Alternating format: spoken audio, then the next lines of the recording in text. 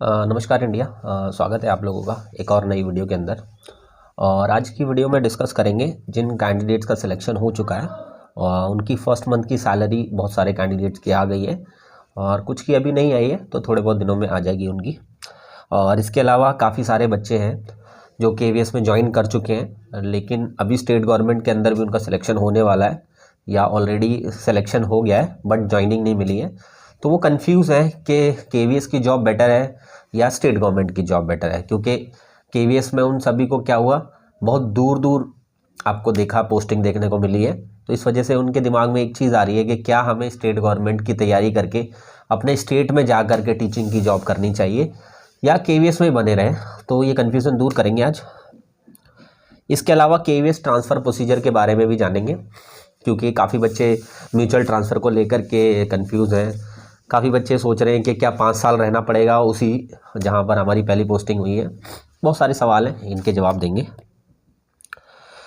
इसके अलावा केवीएस में लीव कैसे लें, जैसे कि आप चाइल्ड केयर लीव के बारे में, मेडिकल लीव है ना, मैटरनिटी लीव है, कैसे ले सकते हैं, इन सब के बारे में भी डिस्कस करेंगे। और काफ़ी बच्चे रिज़ाइन के बारे में भी पूछ रहे थे कि रेजिग्नेशन कैसे दे सकते हैं, क्योंकि ऑलरेडी उनका कहीं ना कहीं सिलेक्शन हो गया है या कोई उनको ऐसा परेशानी आ रही है वहाँ ज्वाइन करने के बाद, तो वो भी रेजिग्नेशन के बारे में भी डिस्कस करेंगे। तो चलिए सबसे पहले तो बात करते हैं। तो कंग्रेचुलेशन सभी की जिनकी सैलरी आ चुकी है। और फर्स्ट मंथ की सैलरी जितने भी डेज़ आपने ज्वाइन किया था, मतलब आपने जिस डेट को ज्वाइन किया था और उस मंथ में कितने डेज़ बाकी थे जिसमें आपने काम किया है, वर्किंग रहे हैं आप, उतने डेज़ की सैलरी आपको होपफुली ट्रांसफ़र हो गई होगी। जो फर्स्ट मंथ की सैलरी होती है उसके अंदर काफ़ी ज़्यादा प्रॉब्लम देखने को मिलती है। कई बार ऐसा होता है कि आपको सैलरी ज़्यादा भी कई बार क्रेडिट कर देते हैं वो, तो वो आपसे डिडक्ट कर लेंगे, डोंट वरी उस चीज़ के लिए, ठीक है, अगर ज़्यादा आ गई है तो। और कई बच्चों की, कुछ बच्चे ऐसे भी हैं जिनकी सैलरी बहुत कम भी देखने को मिली है, जिसमें काफ़ी सारी चीज़ें जो ऐड होती हैं अलग से, वो चीज़ें देखने को मिली नहीं है, जैसे एचआरए वगैरह कईयों को देखने को नहीं मिला है उसके अंदर। तो वो आपको होपफुली सेकेंड मंथ की जब सैलरी आएगी तो वो सारी चीज़ें देखने को मिल जाएंगी, ठीक है।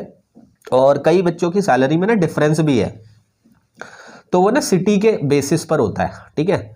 अगर आप जिस सिटी में रहते हो उस सिटी में क्या पे स्केल दिया जा रहा है उसके अकॉर्डिंग ही आपको सैलरी दी जाती है। तो सिटी वाइज सैलरी में थोड़ा बहुत डिफरेंस देखने को मिलेगा आपको, तो इसलिए परेशान ना हो कि उनकी कमाई उतने डेज़ की, मेरी इतनी आई है, तो वहाँ पर डिफरेंस वो सिटी के हिसाब से डिफरेंस है, क्योंकि वो उस सिटी में है जिसमें थोड़ी सैलरी ज़्यादा मिलती है, ठीक है।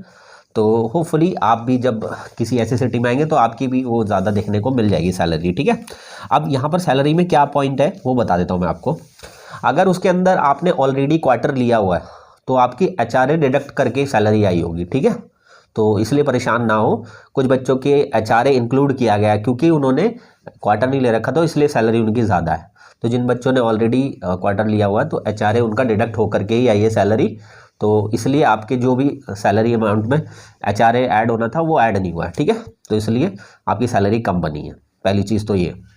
दूसरी चीज़, एनपीएस की कंट्रीब्यूशन देखने को नहीं मिली कई सारे बच्चों की, क्योंकि एनपीएस के काफ़ी बच्चों के अभी अकाउंट नहीं ओपन हुए हैं। बहुत सारी ऐसी चीज़ें हैं जो अभी तक एनपीएस से रिलेटेड पैन नंबर वगैरह जनरेट करना, ये भी कुछ प्रोसेस नहीं हुआ है। इस वजह से आपका एनपीएस का अभी तक कोई कंट्रीब्यूशन आपकी सैलरी में देखने को नहीं मिला, ठीक है। तो अब आपका नेक्स्ट मंथ जब आएगा तो आप उसको उसमें एनपीएस का जो भी अमाउंट होगा वो आपकी सैलरी स्लिप में भी शो करेगा और आपके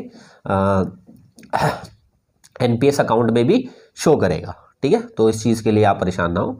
इसके अलावा कुछ केवीएस फंड के नाम से, केवीएस वेलफेयर के नाम से या इनकम टैक्स भी आपका थोड़ा बहुत डिडक्ट होता है। अगर वो डिडक्ट हुआ है तो ठीक है, नहीं डिडक्ट हुआ तो नेक्स्ट मंथ से वो भी डिडक्ट होने लग जाएगा। समथिंग इनकम टैक्स से 1000 रुपीज़ आपके डिडक्ट किए जाएंगे और केवीएस वेलफेयर 60 रुपीज़, ऐसे करके 100 रुपीज़, मतलब टोटल 1200-1300 रुपये आपके अलग से डिडक्ट किए जाएंगे, ठीक है। और एनपीएस की कंट्रीब्यूशन आपकी सैलरी में से कुछ ली जाएगी, 7000 समथिंग ली जाएगी, और उतना ही सैलरी और उतना ही एनपीएस का कंट्रीब्यूशन सरकार भी करेगी आपके लिए, ठीक है। तो वो दोनों ही आपके एनपीएस अकाउंट में शो करेगा, ठीक है। काफ़ी बच्चों के अकाउंट नंबर गलत थे, तो इस वजह से पहली, अब एक चीज़ मानो, फर्स्ट मंथ की जो सैलरी होती है ना, या फर्स्ट मंथ में सैलरी में बहुत दिक्कतें आती हैं और बहुत सारे बच्चों को दिक्कत है। 40-50% बच्चों को ये दिक्कत आई है कि उनकी सैलरी या तो कम आई है या ज़्यादा आई है या उनकी अभी तक सैलरी नहीं आई है। तो ये समस्या देखने को मिलती है, क्योंकि अभी एक साथ सबकी ज्वाइनिंग हुई है तो इतने सारा वर्कलोड हो जाता है उनके ऊपर, तो थोड़ी सी ऐसी कन्फ्यूज़न वाली स्टेट बन जाती है जिस वजह से कुछ डेटा जो है वो अच्छे से उसमें फीड नहीं कर पाते वो, इस वजह से सैलरी की दिक्कत होती है। लेकिन सेकंड मंथ से स्मूथली आएगी आपकी, ठीक है, डोंट वरी। बस आपकी अगर कोई भी दिक्कत आई है तो आप अपने अकाउंट्स में बात कीजिए, जो सैलरी बनाते हैं वो चीज़ें आपकी क्लियर कर देंगे, ठीक है। चलिए, केवीएस और स्टेट गवर्नमेंट जॉब कौन सी बेटर है? देखो, एक सिंपल सा लॉजिक है।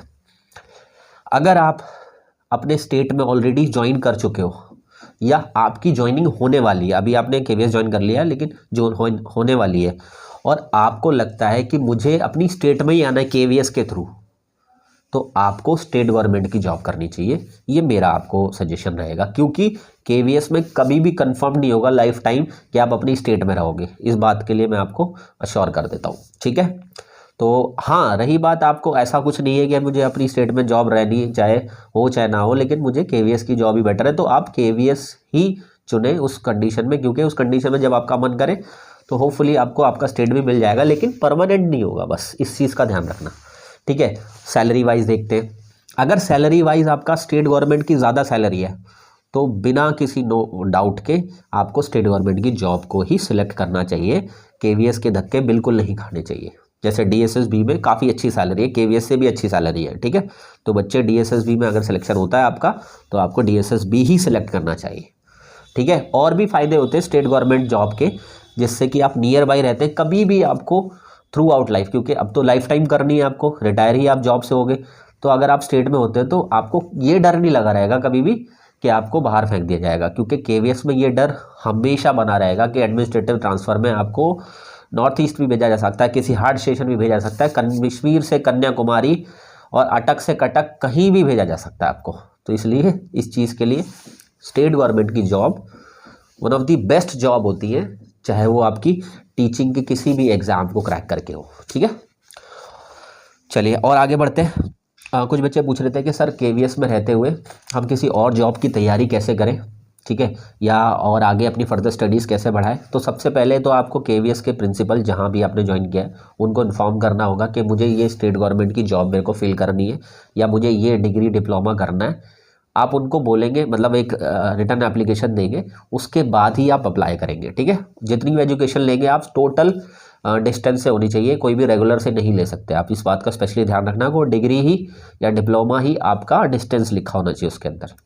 इसके अलावा आप कोई जॉब के लिए भी कॉम्पिटिटिव एग्ज़ाम, जैसे किसी भी स्टेट गवर्नमेंट का एग्ज़ाम आप फिल करते हैं, उसके लिए भी पहले आपको परमिशन लेनी होगी केवीएस प्रिंसिपल, और सिंपली एक एप्लीकेशन लिखनी है और वो अलाउ कर देंगे, ठीक है, डोंट वरी। इसके अलावा लीव कैसे लें? देखो, लीव अभी शुरुआती दौर पर तो आप लीव के बारे में भूल जाएं, क्योंकि शुरुआती दौर में लीव अगर दे देगी केवीएस तो केवीएस पागल नहीं है, ठीक है।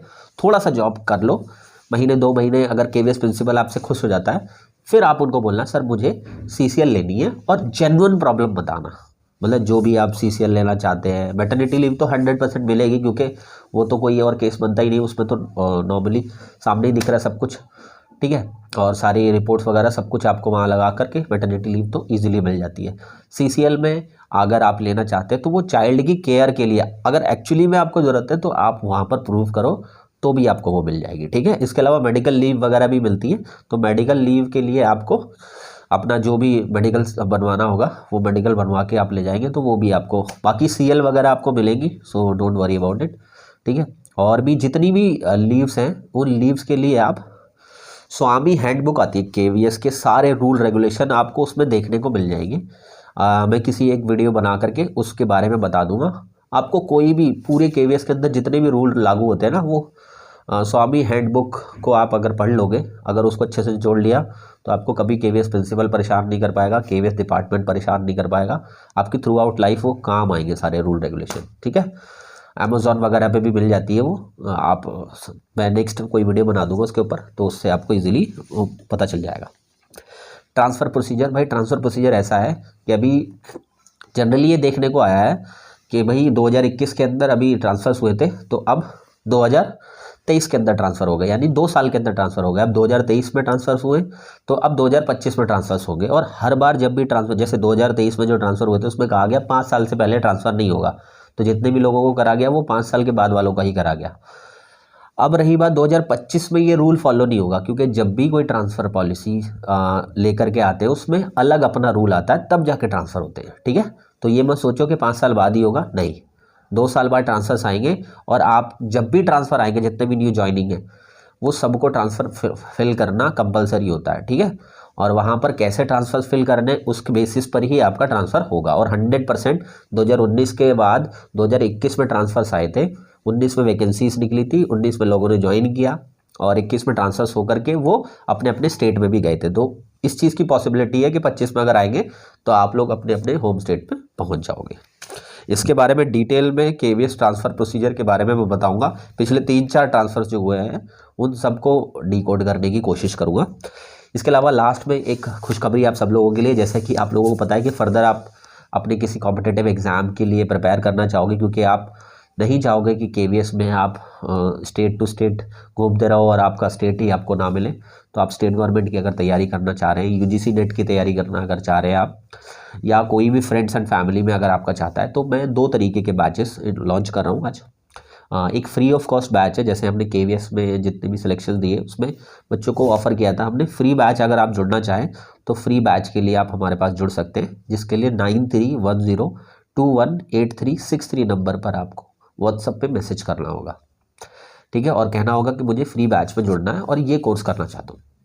इसके अलावा अगर आप चाहते हैं अपने स्टेट गवर्नमेंट के लिए, किसी और एग्ज़ाम के लिए, टीचिंग के किसी भी एग्ज़ाम के लिए पेड बैच से जुड़ना, क्योंकि अगर आपको लगता है कि मैं फ़ीस अफोर्ड कर सकता हूँ और मुझे आपसे इंडिविजुअल कोचिंग चाहिए, या आपसे मुझे इंडिविजुअल गाइडेंस चाहिए, या मैं आपको 1-to-1 पढ़ाऊँ, तो उसके लिए आपको पेड बैच ज्वाइन करना पड़ेगा, जिसमें 2500 रुपीज़ पे करके आप हमारा मॉर्निंग इवनिंग 2 शिफ्ट में हमारे बैचेस होते हैं, तो उसमें ज्वाइन करके आप बैच ज्वाइन करके पढ़ सकते हो उसके अंदर, ठीक है। और उसके लिए भी सेम यही 9310218363 नंबर पर कांटेक्ट करना है और मैसेज करना है आपको, और मुझे बताना है कि मुझे पेड बैच ज्वाइन करना है, और जो भी ऑप्शंस अवेलेबल होंगे बैच टाइमिंग के वो आपको अलॉट कर दिए जाएंगे।